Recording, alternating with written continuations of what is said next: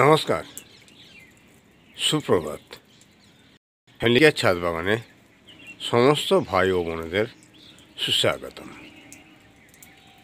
ছাদ বাগানে বাঁধাকপির চাষ কেমন হয় এবং কিভাবে হয়, আজকে সেই সম্বন্ধে কিছু আলোচনা। তাই আজকের ভিডিওটি স্কিপ করবেন না, সম্পূর্ণ ভিডিওটি দেখুন এবং ছাদ বাগানে বাঁধাকপির চাষ সম্বন্ধে বিস্তারিত জেনে নিন।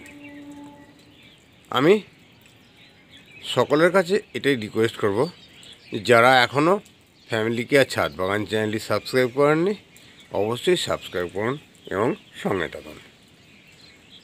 একটি লাইক আর একটি শেয়ার দিয়ে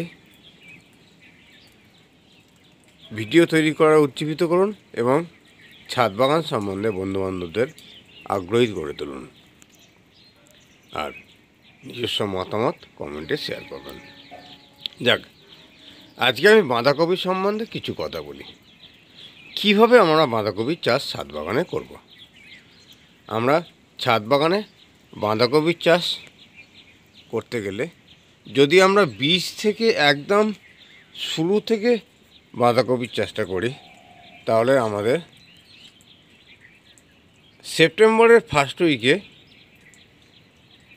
নার্সারি থেকে 10 টাকার বাঁধাকপির বীজ যদি ছড়িয়ে বীজতলা তৈরি করেন, তাহলে খুব কম করে অন্তত 50টা গাছ তৈরি হবে।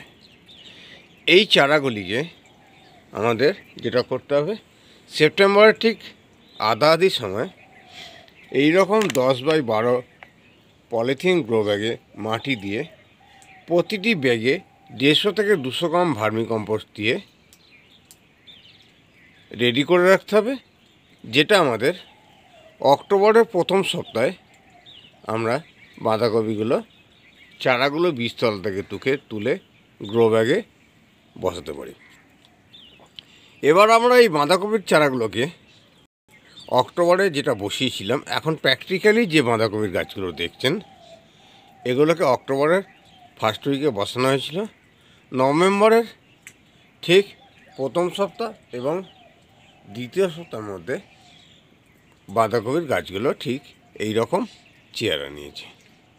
আর আশা করি 15 থেকে 20 দিন বা ডিসেম্বরের প্রথম সপ্তাহে বা দ্বিতীয় সপ্তাহে আমরা এই বাঁধাকপির গাছগুলোকে পূর্ণাঙ্গ বাঁধাকপিতে পরিণত করতে পারবো।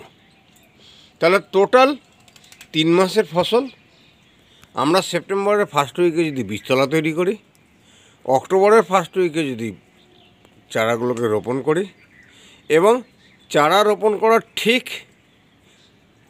শুরুতে যখন মাটি তৈরি হচ্ছে, তখন উপযুক্ত খাবার যদি আমরা পরিবেশন করে দিই, তাহলে আমরা পূর্ণাঙ্গ বাঁধাকপির জন্যে আর কিছু দেওয়ার প্রয়োজন হবে না। আমরা বাঁধাকপির গাছগুলো যদি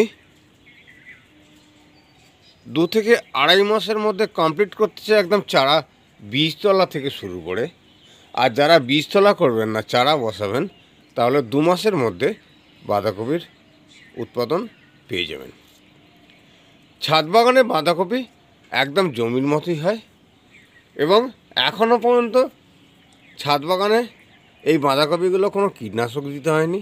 সম্পূর্ণ অর্গানিক বেসিস এই বাঁধাকপিগুলো আমাদের ফ্যামিলির রান্নাঘরে পৌঁছাবে।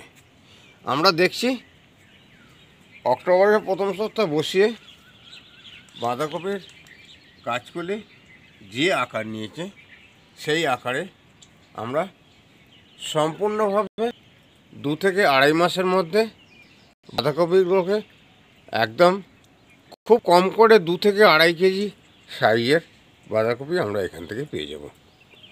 তাহলে কি হলো, মাটিটি যথোপযুক্ত তৈরি করতে, বীজতলা তৈরি করার সাথে সাথে কিছুদিনের মধ্যে মাটি রেডি করতে হবে, যেগুলোকে কয়েকদিন রেস্ট দিয়ে আমাদের ঠিক অক্টোবরের প্রথম সপ্তাহে যদি আমরা বাঁধাকপির চারাগুলো বসিয়ে দিই, নভেম্বরের 15 তারিখে দাঁড়িয়ে ঠিক এই রকম চেহারা নিচ্ছে, আর ডিসেম্বরের 15 তারিখে এগুলো খাওয়ার উপযুক্ত হয়ে যাবে।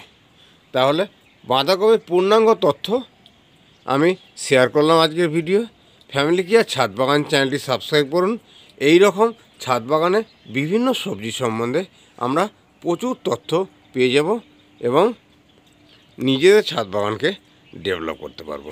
একদম সময় সারণী এবং কখন কি করতে হবে টোটাল বিষয়টা আমি আজকের ভিডিওতে উপস্থাপিত করলাম। দেখ, আজকের ভিডিও বিশেষ দীর্ঘায়িত করব না। এই মুহূর্তে আমি আজকের ভিডিও সমাপ্তি ঘোষণা করব। সর্বশেষে ঈশ্বরের কাছে প্রত্যেকের সুস্থতা কামনা করে আগামী দিন যাতে নতুন ভিডিও আমরা কথা বলতে পারি সেই আশা রেখে আজকের ভিডিও আমি এখানেই শেষ করলাম। নমস্কার।